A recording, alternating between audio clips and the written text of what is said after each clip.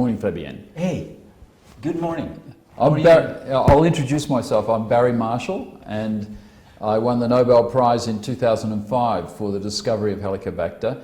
And at the moment, I am the clinical professor of microbiology at the University of Western Australia in Perth. And I'm also a gastroenterologist, so that's why we're here today. Yeah, that's great. I'm very honored to have this interview with you.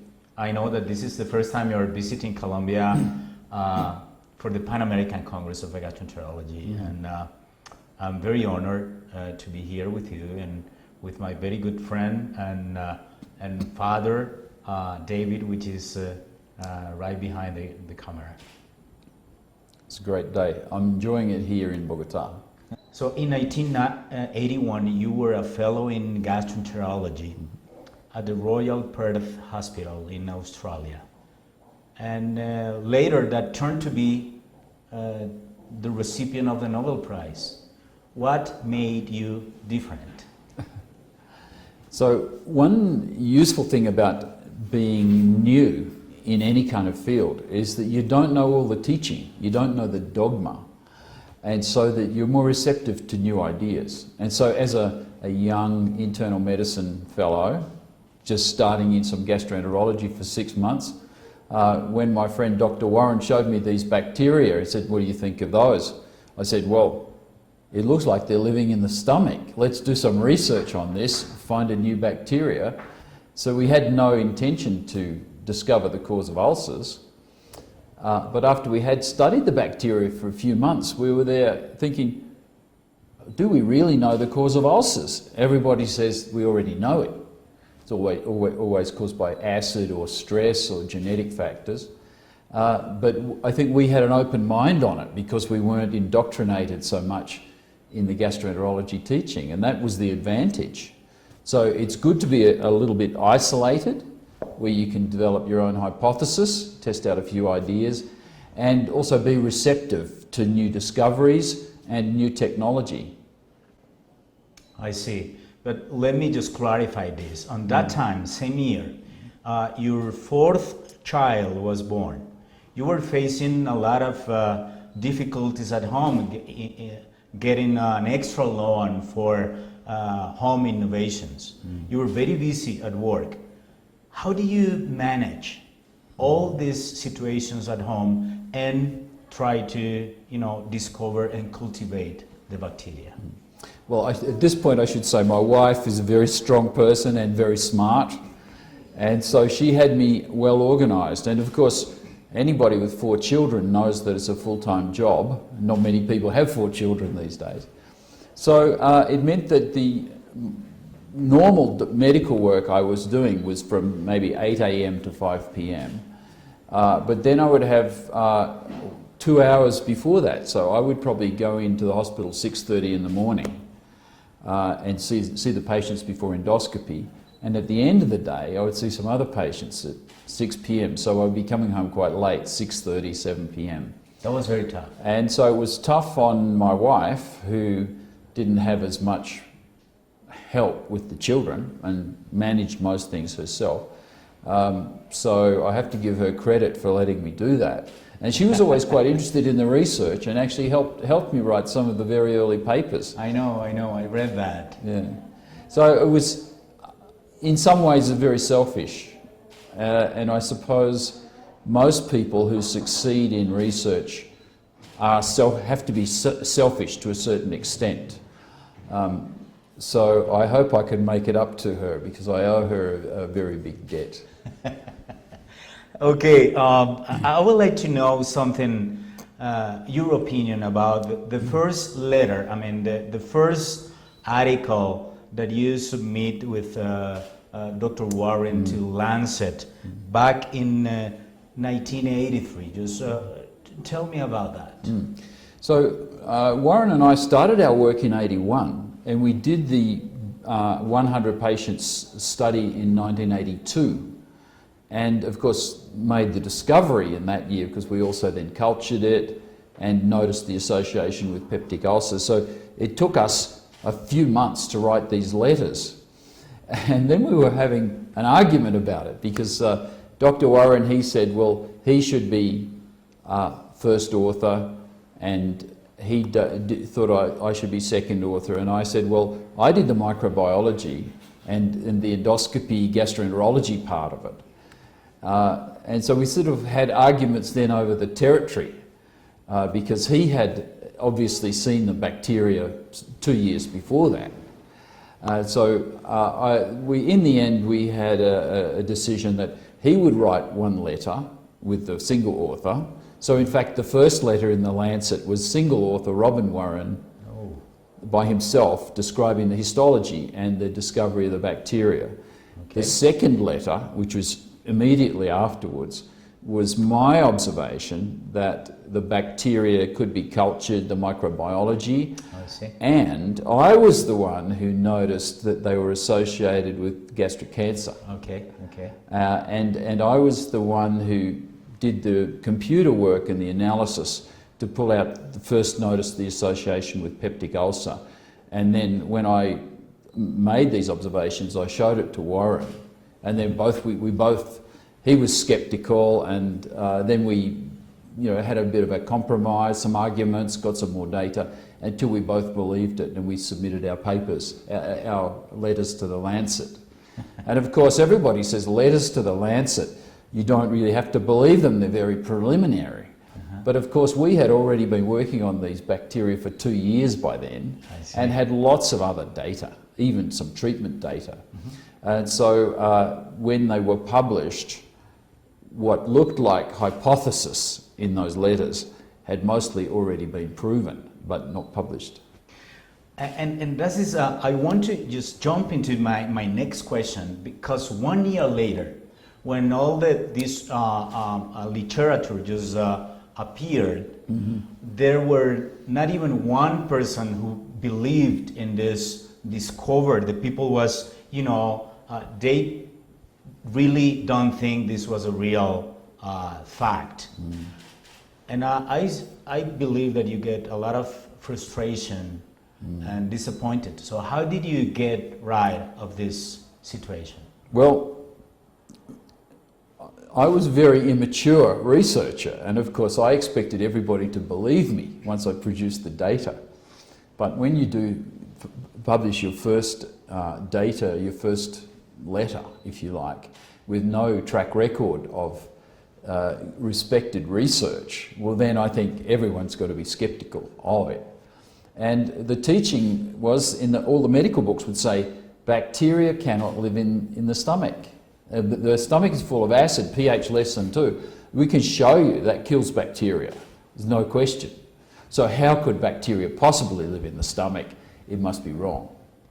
So I had a lot of skepticism from my colleagues, most gastroenterologists, and they were skeptical because they had never seen it and had never actually looked for bacteria in the stomach. They knew they couldn't possibly be there, so why check? Why look? And so that it was really ignorance and perhaps the illusion of knowledge. So this is one of the quotes, that the illusion of knowledge is what holds up medical progress.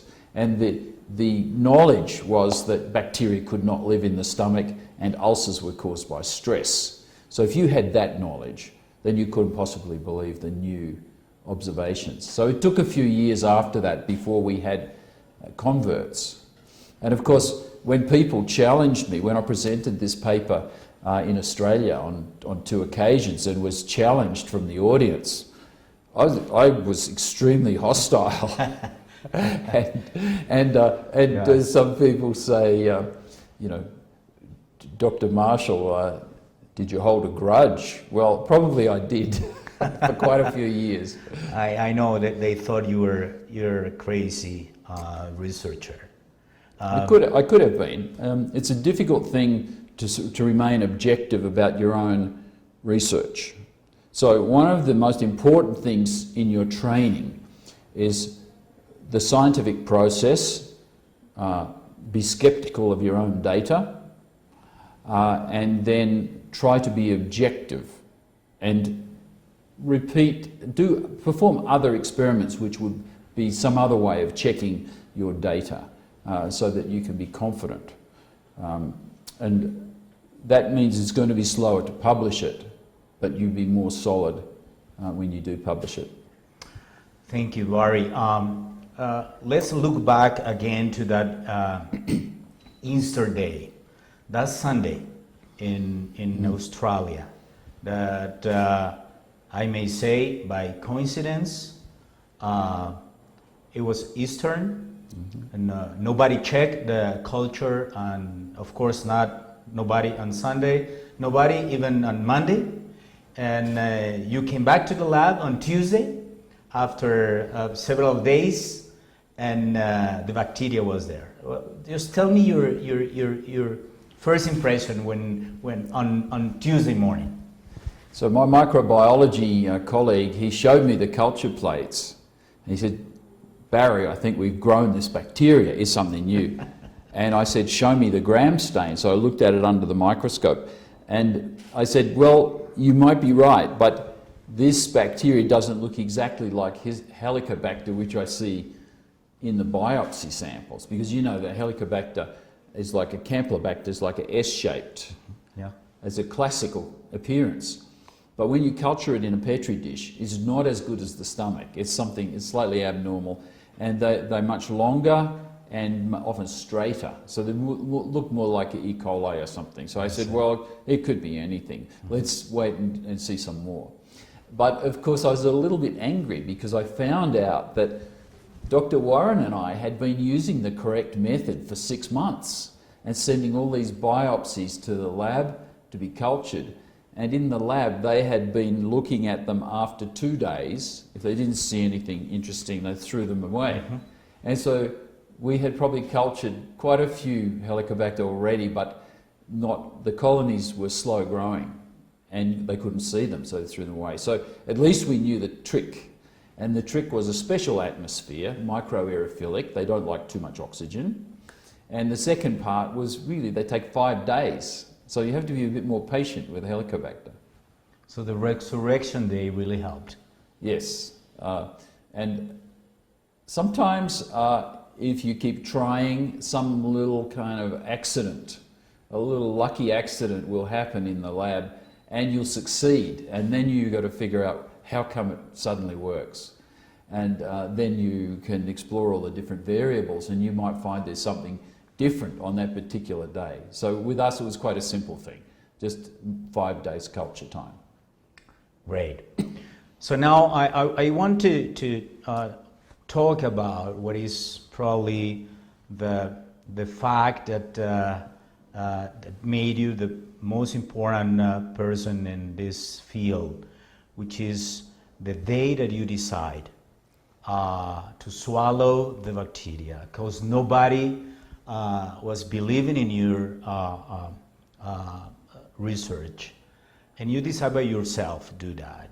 Just tell me about that. What day was that? Where it was, and if Adrian knew what you were trying to do. So in the subsequent year, I decided to do a thesis and do like the MD thesis, which is like a PhD. And I submitted this plan to develop animal models. Because of course to prove the bacteria is a pathogen, you have to create the disease in an animal. So I decided I was going to infect piglets. And so for nearly a year I was doing this experiment where once a week I would make the pigs drink the Helicobacter, and then I would pass the endoscope, take the biopsies. But we could not infect the pigs. And of course they started off little piglets, but after 3 months or 4 months they're extremely large pigs. And so this became a very difficult and expensive research project, and it failed. And so I always had this criticism, Dr. Marshall, what's the issue? Is Helicobacter the chicken or the egg? Does the chicken lay the ulcer, or do the people with the ulcer just catch the Helicobacter because it's so common? And so it was necessary then to do a human experiment. And I said to Dr. Warren, I think you should do it. I'll give you some Helicobacter. And he said, oh no, he's already had Helicobacter once. and I had given him some treatment by then. So he said, you should do it. And so I said, okay. So I drank the Helicobacter. You were alone, or you were? Yes. With So your... the story was, I was in a different hospital, in a different lab, and I had a technician called Neil. And I said, well, 2 months before I had my own endoscopy, I had biopsies taken to make sure that my stomach was clear of Helicobacter. That's 100% normal.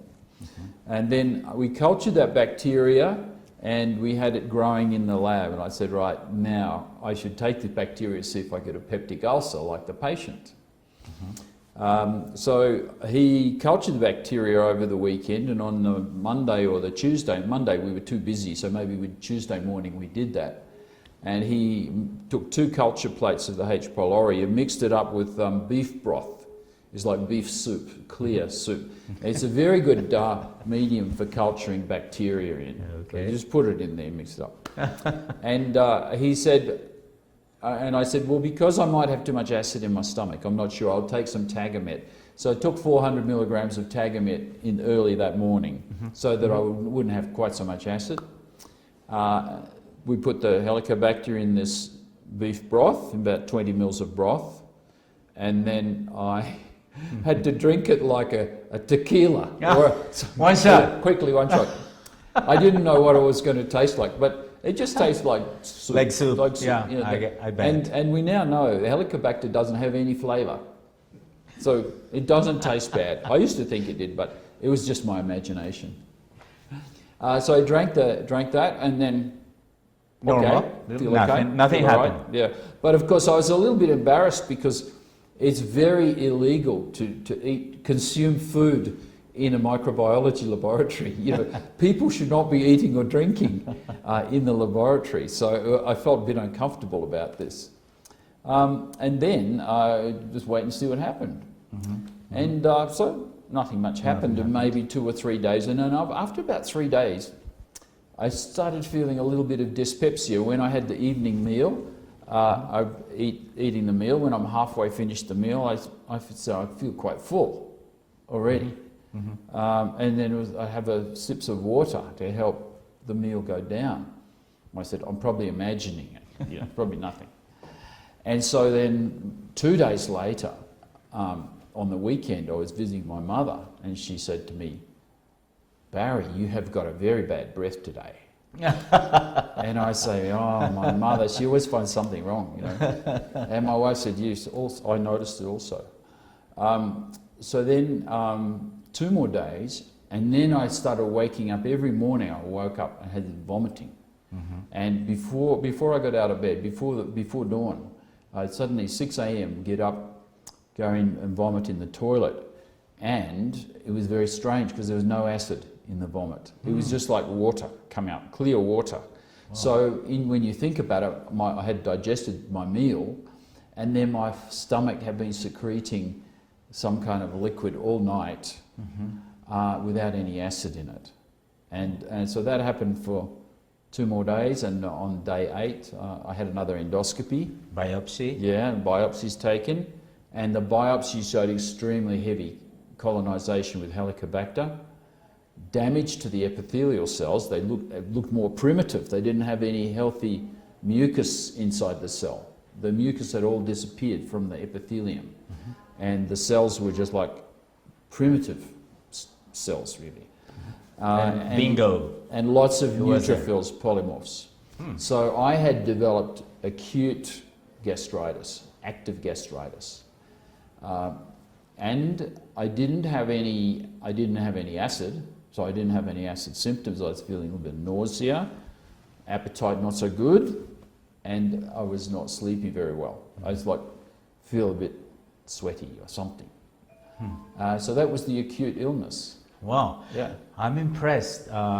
Barry, you could be the only person in this world doing that. And for that that you did, millions of people in the world will be benefit and have been benefit for that.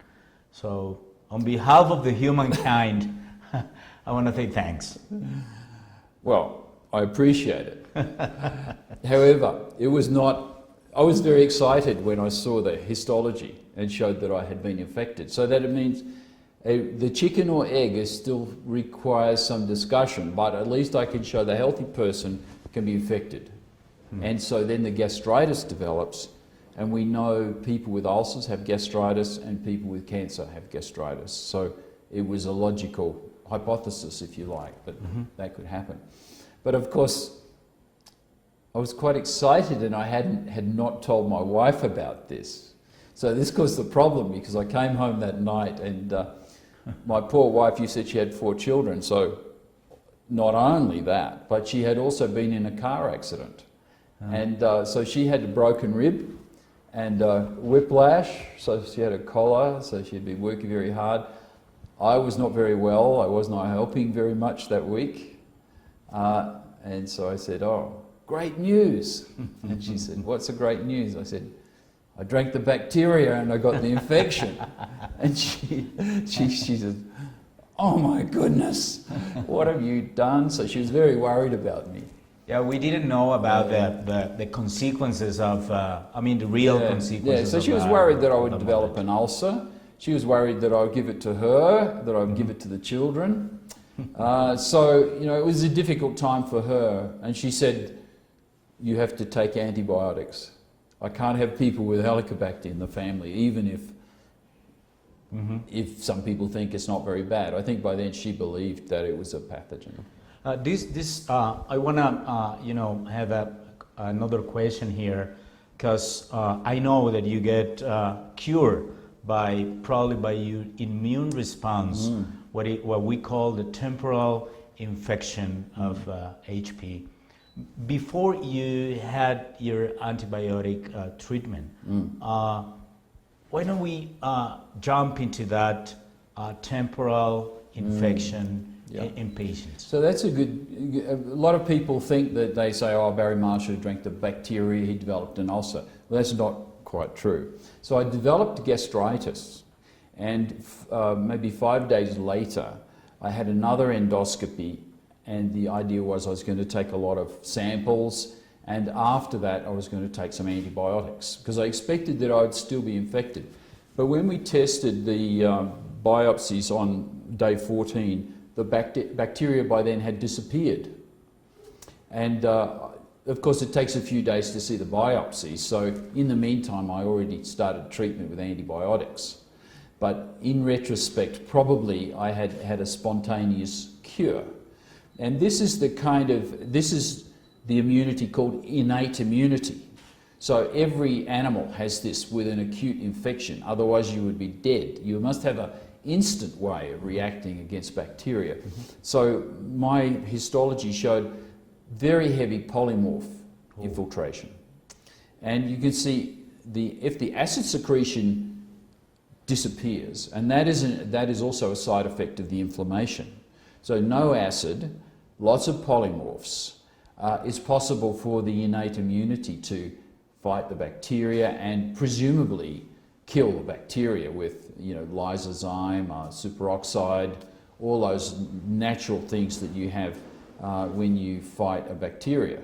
So by day 14, the bacteria were gone. And when they tested me, there was no antibodies. I never had IgG, IgM, nothing like that. So it's an interesting lesson. It means not everybody gets infected with Helicobacter permanently on the first occasion. So when you see, so this is, you and I can talk about Colombia a little bit. And so in Colombia, if 70% of people have Helicobacter, that means they must have had several exposures to get that. Because on the first one, probably not more than 50%. Exactly. The second one, they get them up towards 75 or something. Maybe 2 or 3 exposures would get the population up to 75%. At the moment, this is an area for research. People don't understand really what the necessary dose and the relationship between the host and the pathogen. And countries like Colombia would be the place where you could really do some interesting, useful research on the epidemiology of the acute H. pylori infection. I bet that young researchers in Colombia and Latin America, after watching this interview, they will be very much interested in and jump into that arena of researching HP from now on. We'd like to talk about Latin American countries now and Colombia. As you know, we have both a lot of HP infection and a lot of gastric cancer. But the question is, if somebody is infected, should he or she get treatment if that person is asymptomatic? So that's a good question. So, of course, the question before that is, should we test people for H. pylori when they're asymptomatic? Okay, so that's where the controversy is, because when you test the person, you are obliged then to tell the person the result. H. pylori. Dr. Marshall, what does that mean? Could I develop an ulcer? Oh yes, maybe you could, 10%. Could I develop stomach cancer? Oh yeah, probably, maybe you could, maybe 2%, 3%, something like that, but usually after the age of 50. Could I spread the infection to my children? I say, yes, that's how you catch it. You catch it from your mother. Could I spread it to my partner? Oh, yes, probably can. So when you answer these questions to the patient, they'll say, please treat me. So the decision is always, yes, take the treatment. And so this becomes a little bit of a problem for the health authorities, because, okay, we accept that Helicobacter is a pathogen, we should treat it.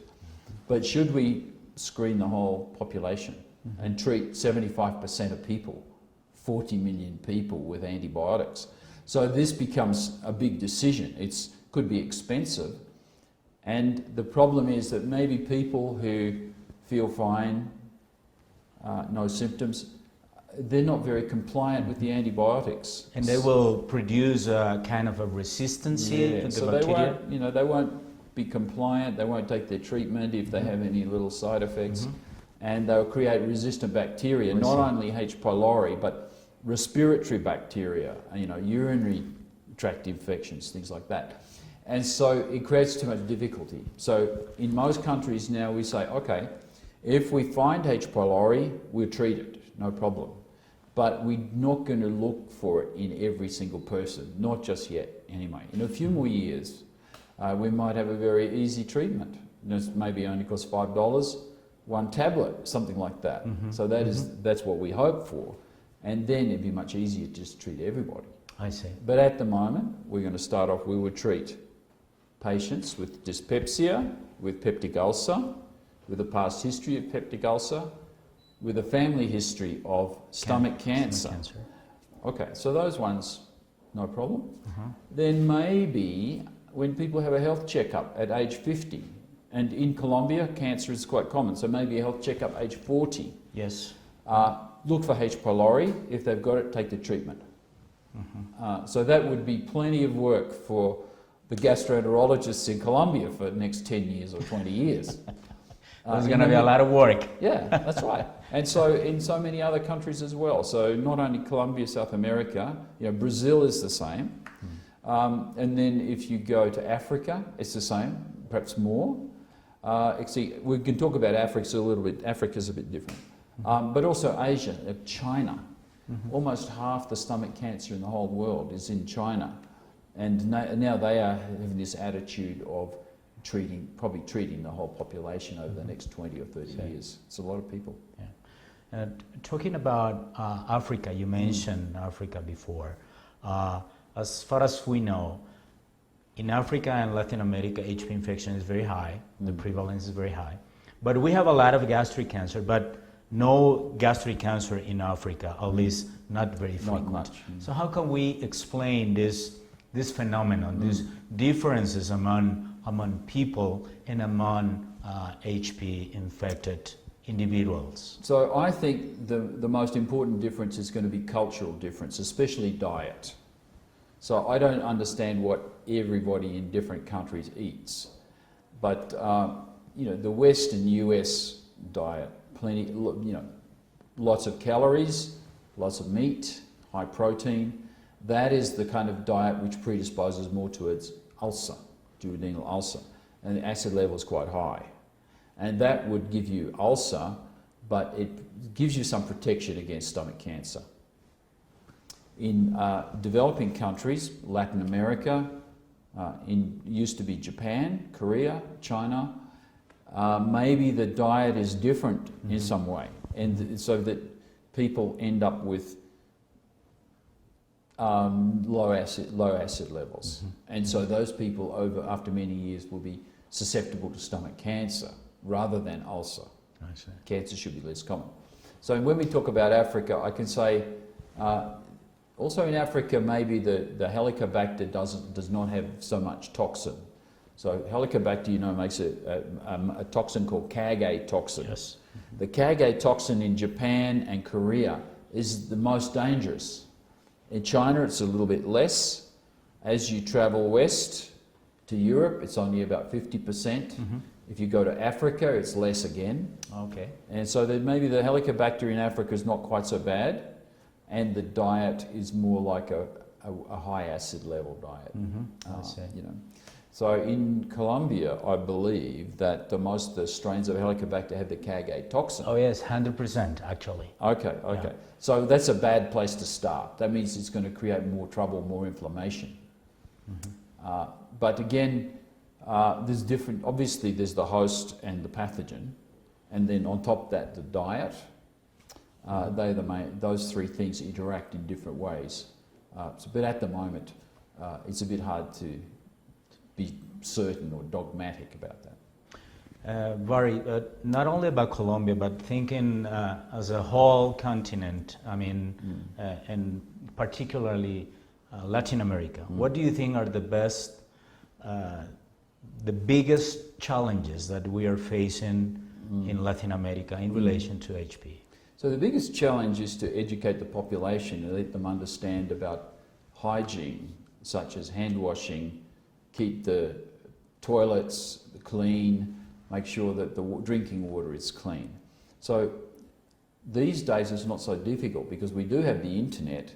People are starting to get connected and they will understand why things happen.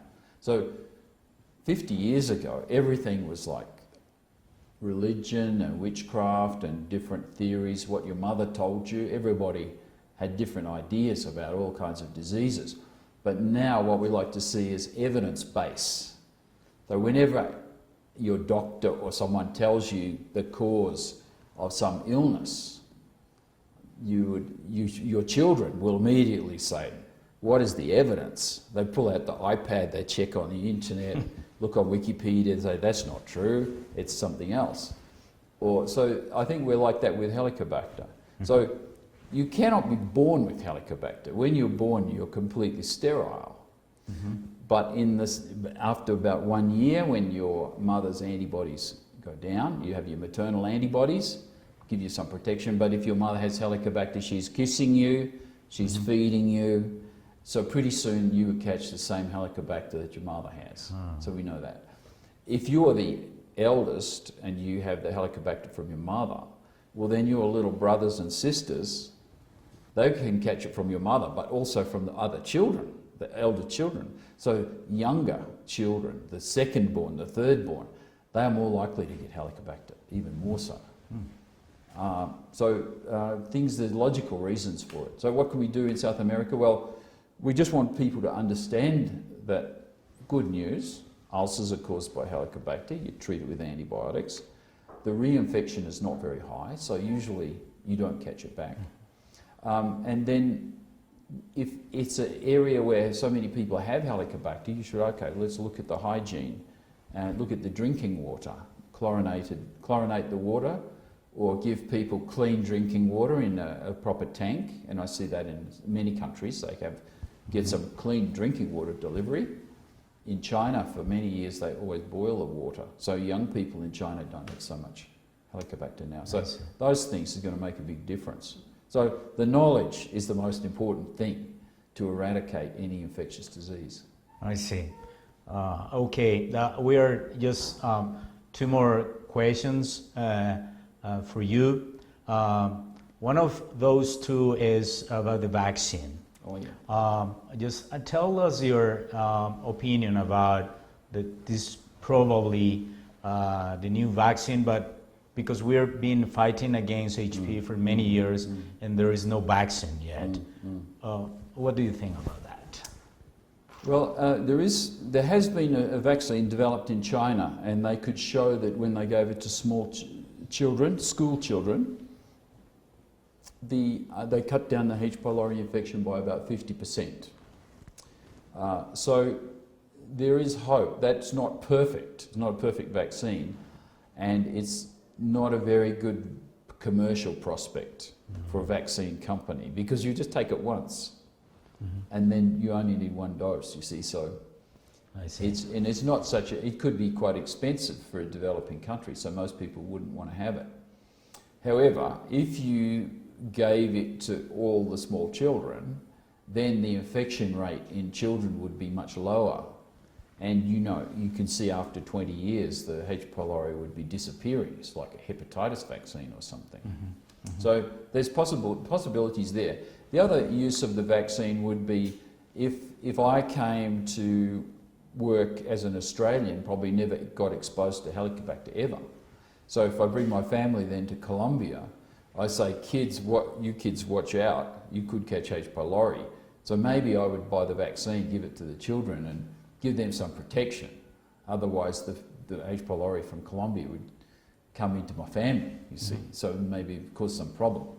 So that's how we would do it. So it's not a perfect vaccine, and there's still going to be some research over the next 10 years or 20 years. It's quite difficult to make it, but there is some hope. I see. And the last question is about treatment. Oh yeah. Many people just abandon the treatment because it's quite tough, the triple therapy. Yeah. Do you have any news about possible new therapy, or what about the role of probiotics and something that is a sensitivity-based personalized treatment for the HP? Okay, so that's a good question. The question of antibiotic resistance in H. pylori and the difficulty in some patients. How do you treat it? Recently I've been visiting in China where they had the same problem, and what we've done is start up a few centres called Marshall Centre and we call it personalised treatment. And personalised or precision medicine is when you come to me, you say, I had 3 treatments, I still have the H. pylori, I need to get rid of it. Well, I can say, well, let's do some testing on you so that when we give you the next antibiotic treatment, it's exactly the one you need. It's not just an average for everybody. So this is the precision medicine. This is where we're going to go in the future. At the moment, people say it's quite difficult to culture H. pylori and get this information because it needs a culture. In a few years, 2 or 3 years probably, that we'll be more able to maybe just do the DNA on the biopsy, and then after 24 hours or so we say you should use these antibiotics. You don't have to culture the bacteria, just put it in some kind of machine. So this is going to be the future for H. pylori. But good news for you, there's still going to be lots of gastroenterology work to get those biopsies. And we'll be learning how to do this kind of precision medicine. So it's important to have centres of excellence for Helicobacter, because what we found in China, a lot of doctors, they say, well, I don't want to treat Helicobacter because if the treatment fails, I haven't got anything else to offer the patient. It's too difficult. And the patient's very worried about it. So I don't even like to do follow-up. But if I say, okay, well, you could go to the Emura Foundation or a specialist gastroenterology centre in China, Marshall Centre, and the difficult cases can all go there, and 99% cure. So don't worry, take this treatment. After I do follow-up, if it's cured, good. If it's not cured, don't worry, we'll just send you to the next level. And those guys will cure you, almost certainly. So everybody feels, relaxed. All of a sudden it's more easy. And then just with that type of process, after another 10 years, you could see that the Helicobacter will be declining. Oh, And there'll be lots of Helicobacter experts. wow, I'm impressed. Thank you very much, Thank you. Vari. This interview will be uploaded to our webpage of the Colombian Society of Gastroenterology, and it will be edited as a paper in our journal. It will be of tremendous benefit for not only Colombian gastroenterologists, but I bet that for all Latin American gastroenterologists and endoscopists. And thank you so much, and welcome to Colombia again, and I hope you enjoy a lot Cartagena and the Pan American Congress of Gastroenterology and Endoscopy. I'm looking forward to it. Thank you Thanks, so much. Fabian.